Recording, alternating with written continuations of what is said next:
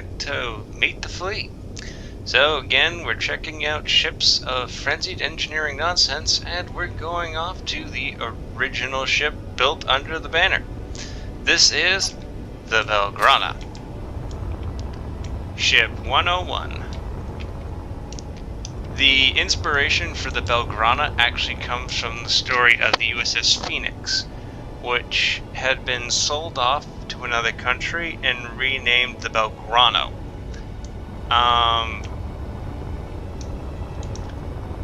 The Belgrano was sunk in a conflict with the UK. It was one of two primary targets, Navy targets, that the UK was focused on in that conflict, and they had just managed to stumble onto the Belgrano. I do have in FEN's fleet a ship with the name Belgrano. That is ship 202. Now, this is more of kind of like a bolt hull design to it, but we do have the classic FEN thruster layout in the back,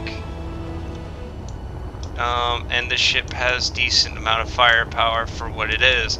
This ship is completely made of light armor, and again, because it was so early designed, it does not have the dark green well-less armor styling that the later ships have, but it gave the start of the gray in the back, green in the front, that a lot of these ships have. These are interior turrets. Those will probably be removed at some point, just because.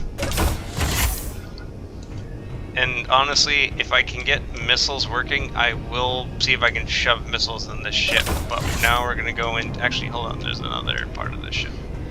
So this is the front access point of the ship. The Belgrana is the only one of the fleet. It does not have a CIC. The Belgrano has a CIC. The Chalmers doesn't have a CIC, but that's because it's a small little Corvette. This is the funny thing. The Vega technically has a CIC. Underneath the bridge is another control seat that can be used. So technically it has one, but not a great one. Oh wait, hold on, I completely forgot engineering. So this also has port side rear access. This is where the chief engineer would sit.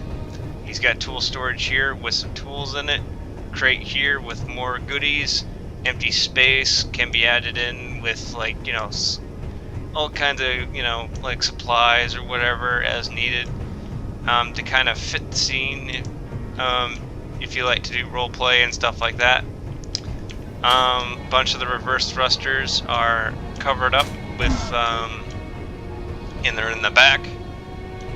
So the ship does still have capabilities if the front is completely ripped to shreds. Gyros all around here. And there's an interior turret there waiting for anyone that's unsuspecting, and I did not notice that there was a passage here, which was not meant to be, but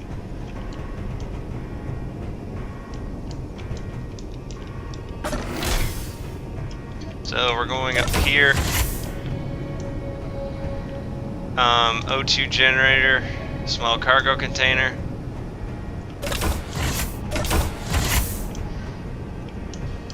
And here is the starboard. We were on the port earlier. This is the starboard maintenance area. Interior turret. And here are the jump drives. They are on welders.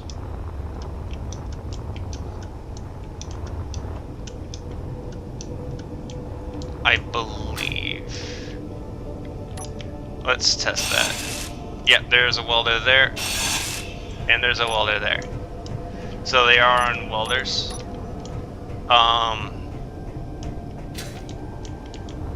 thankfully, with the way I built this thing, you cannot just fly in through the thrusters there.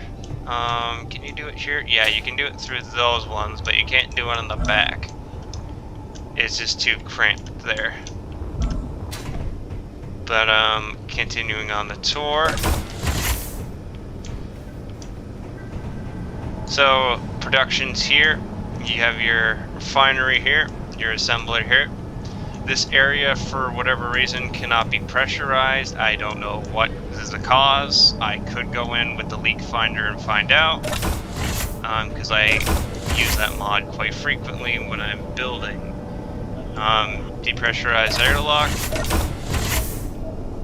This also has the alert light, as in most other ships.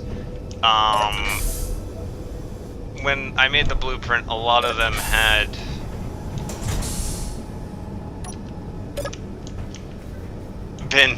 the light had been triggered. It's all set with the defensive block. Now, one of the interesting things is here is for the crew quarters. It's similar to the Chester. It's all med bays, but I have LCDs here so that you can name it, so that people know that who's got which bunk, basically. Up here we have the mess hall.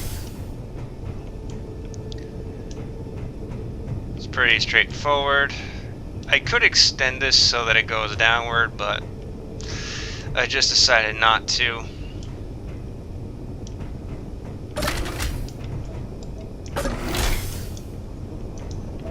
You have a little medical station here. And now going back up, there is an airlock here that that is used to get to the bridge quickly enough, so you don't have to go through the bowels of the ship. Bathroom is here. Captain's quarters is here in a nice wood. Captain has cargo access, and for a while the Belgrana served as the flagship of FEN, but then that role was taken by other ships. And this is the bridge. I'm trying to give it a bit of an open feel, but it just didn't really fit what I wanted. But yeah.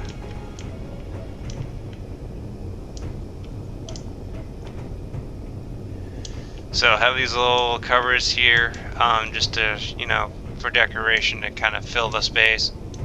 You have a timer block here. There are 2 programmable blocks on the bridge. There's an event controller here. Neither the timer block or the event controller are set up.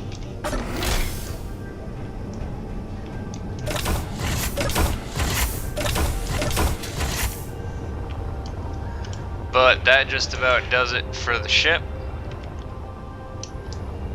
It has decent fighting capabilities all around it. It has 2 docking points on the back for small grid. When I originally built this, kind of was on the back burner, never really thought of it. So it just has those little points there. The ship, it handles decently, but it is literally cannon fodder for what it is in a struggle, and it will get completely shredded.